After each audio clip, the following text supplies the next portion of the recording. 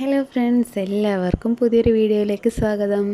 ഇന്ന് ഞാൻ വന്നിട്ടുള്ളത് ബ്രേക്ക്ഫാസ്റ്റിനും ഡിന്നറിനൊക്കെ ഉണ്ടാക്കാൻ പറ്റുന്ന ഒരു സിമ്പിളായിട്ടുള്ള കറി ആയിട്ടാണ്.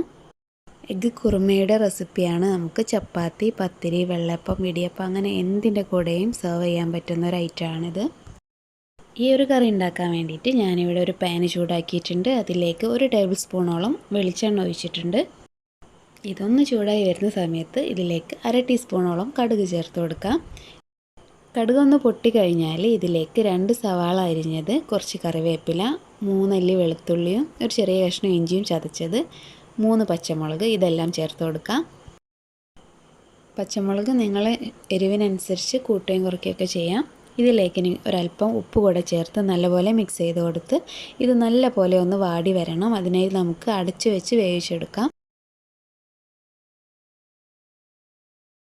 ഇത് ഏകദേശം ഒന്ന് വാടി വന്നിട്ടുണ്ട്. ഇനി ഇതിലേക്ക് ഒരു തക്കാളിയുടെ പകുതി ചേർത്ത് കൊടുക്കുന്നുണ്ട്. തക്കാളി കൂടി പോകണ്ട, ഒരു തക്കാളിയുടെ പകുതിയാണ് ഞാൻ ചേർത്തിട്ടുള്ളത്. ഇനി ഈ തക്കാളിയും ഉള്ളിയും നല്ലപോലെ ഒന്ന് സോഫ്റ്റായി വരണം. അതിനുശേഷം ഇതിലേക്ക് പൊടികൾ ചേർക്കാം. 1.5 ടേബിൾ സ്പൂണോളം മല്ലിപ്പൊടി, 1 ടീസ്പൂൺ കുരുമുളക് പൊടി, ഇവ രണ്ടും ചേർത്ത് പൊടിയുടെ പച്ചമണം മാറുന്നവരെ ഒന്ന് വഴറ്റി കൊടുക്കാം. ഇപ്പോൾ പൊടിയെല്ലാം നല്ലപോലെ മൂത്ത് വന്നിട്ടുണ്ട്. ഇനി ഇതിലേക്ക് തേങ്ങാപ്പാൽ ചേർത്ത് കൊടുക്കാം. ഞാനിവിടെ 1-ാം പാലും 2-ാം പാലും മിക്സ് ആക്കിയിട്ടാണ് എടുത്തിട്ടുള്ളത്. 1 കപ്പോളം തേങ്ങാപ്പാൽ ചേർക്കുന്നുണ്ട്. 1 കപ്പ് മുതൽ 1.5 കപ്പ് വരെ ചേർക്കാം. ഇതൊന്ന് നല്ലപോലെ മിക്സ് ആക്കി എടുക്കാം. നിങ്ങൾക്ക് കറി ഇനി കൂടുതൽ വേണമെന്നുണ്ടെങ്കിൽ തേങ്ങാപ്പാലിൻ്റെ അളവും കൂട്ടാവുന്നതാണ്. ഇത് മിക്സ് ആയതിന് ശേഷം ഇതിൽ ഉപ്പ് വേണമെങ്കിൽ ചേർത്ത് കൊടുക്കാം. അതുപോലെ തന്നെ കുരുമുളക് പൊടിയും വേണമെങ്കിൽ ചേർത്ത് കൊടുക്കാം.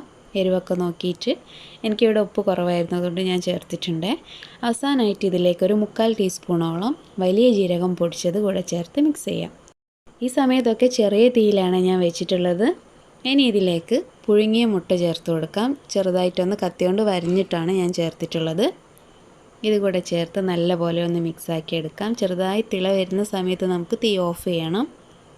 അവസാനമായിട്ട് ഇതിലേക്ക് കുറച്ച് മല്ലിയിലയും കറിവേപ്പിലയും ചേർത്ത് കൊടുക്കാം. ഇതിൻ്റെ കൂടെ തന്നെ ഒരു പച്ചമുളക് കീറിയിട്ട് കൊടുക്കാം. അതിനോട് മറന്നുപോയതാണ്.